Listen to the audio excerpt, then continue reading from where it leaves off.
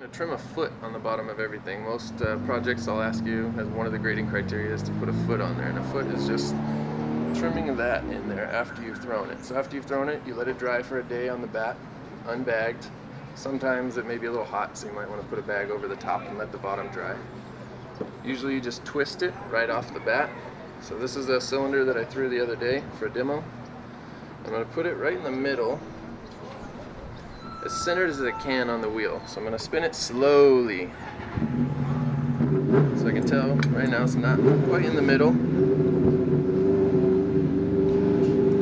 Now I'm going to let it spin, and I'm going to take my finger along the side here. And every time it touches, so let's say it's a little off. Every time it touches, that's where I want to stop the wheel. And I know to scoot it over there. So I'm going to spin it again, slowly. Set my finger and just kind of slowly move your finger in, and then if it hits, I know it hits right there. Stop it and scoot it over so that it's nice and centered. Once you get it centered, you want to get it as precise as possible. So right there, it's really close. Then I'm just taking scrap clay from the recycle. Make a little coil in my hands.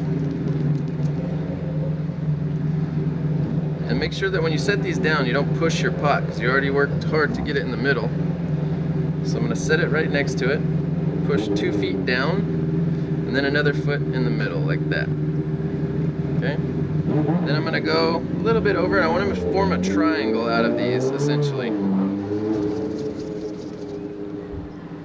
So I'm going to set one, again, don't move your cylinder, just press straight down next to it, and then the third foot. So you can see it has 3 little feet.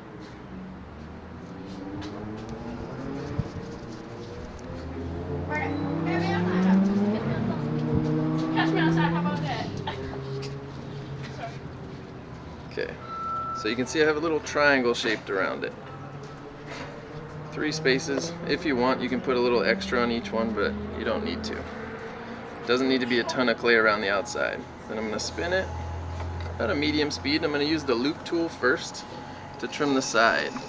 I want it to be leather hard. Mine's not quite suspended as much as I'd like, so I'm going to tighten it up a little bit, then spin it.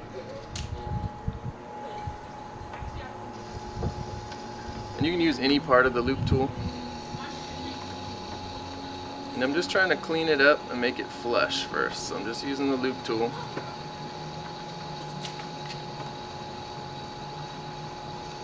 It should trim off like chocolate, like shavings or cheese, I don't know. I guess chocolate's a better example. So I'm going to continually go down and chop off all the thickness in the clay. It takes a little while, not too long. And you'll get quick at it later on.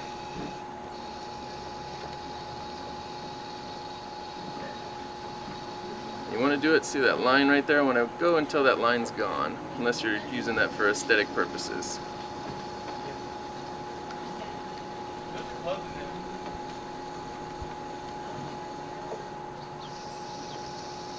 Almost done with the loop tool. So that line should go away on this spiral.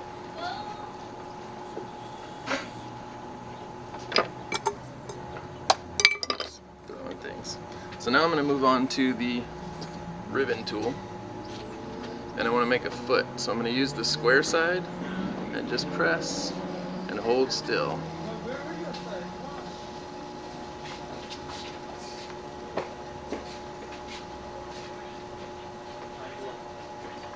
So focused. I'm just holding still. And this will work a whole lot better if you centered your pot really well and initially and centered it when you're trimming. So I have that little disc left in the middle. I'm going to use the round side of the ribbon tool and just slowly carve away at it. And you want to make sure that your bottom is thick enough. Sometimes you'll, if you didn't measure with the needle tool, you may go through the bottom if it's too thin.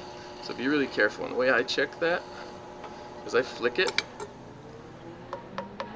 If it sounds like a beach ball, you know you're getting really thin. If it sounds clunky like this, then you know you still have quite a bit of clay left. And it's safe to keep carving through. So I'm going to get rid of a little bit more of that disc.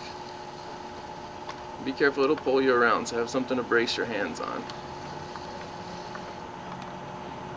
So now I'm just I'm pretty much trimmed. I've got my foot on there, but I want to make it a little nicer. So I'm going to trim down the side a little bit, just for aesthetic purposes. And you don't have to spin it this fast. It is a little fast even for my taste.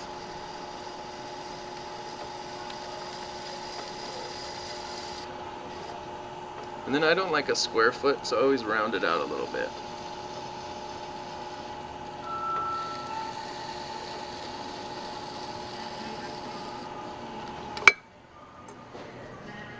Then all that's left is just to put my name on the bottom and we're good.